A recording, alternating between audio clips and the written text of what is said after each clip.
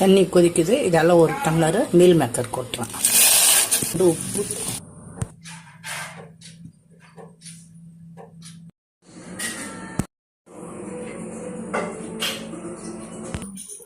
ஒரு முட்டை உடச்சி கலக்கி வைக்கிறேன். 2 ஸ்பூன் எண்ணெய் ஊற்றிருக்கிறேன். பொடியாக நறுக்கின ஒரு வெங்காயம் வதங்கிட்டு ஒரு தக்காளி நைஸாக அரிஞ்சு வச்சுருக்கேன், அதையும் போடுறேன்.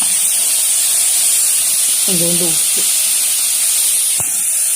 புதினா, மல்லி, கருவேப்பிலை, 1 ஸ்பூன் இஞ்சி பூண்டு பேஸ்ட்டு, சில்லி ஃப்ளக்ஸ் ஒரு 1/2 ஸ்பூன், மீன் மேக்கரை மிக்சியில் பல்ஸ் மோடில் போட்டது, கொஞ்சோண்டு மஞ்சத்தூள், உப்பு திட்டம் பார்த்து போட்டுக்குங்க. முட்டைக்கு மேலே போடுற மசாலா ரெடி ஆகிட்டு. இப்போ தோசை ஊற்ற போகிறேன். கல் அடுப்பில் போட்டால் தோசை ஊற்ற போகிறேன்.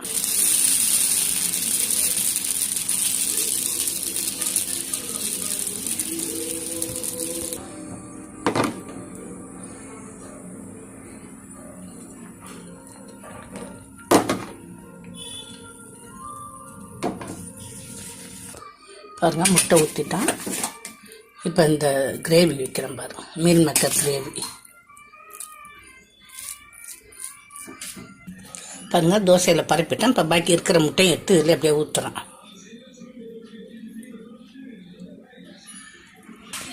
பாருங்க, எண்ணெய் கொஞ்சோண்டு ஊற்றுறேன்.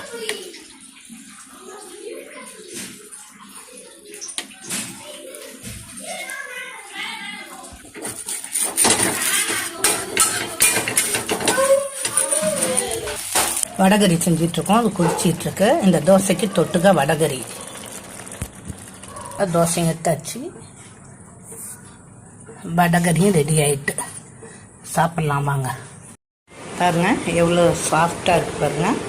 இதேமாரி நீங்களும் செஞ்சு சாப்பிட்டு பாருங்கள். இந்த வீடியோவை பார்த்ததுக்கு ரொம்ப நன்றி. இதேமாரி நீங்களும் செஞ்சு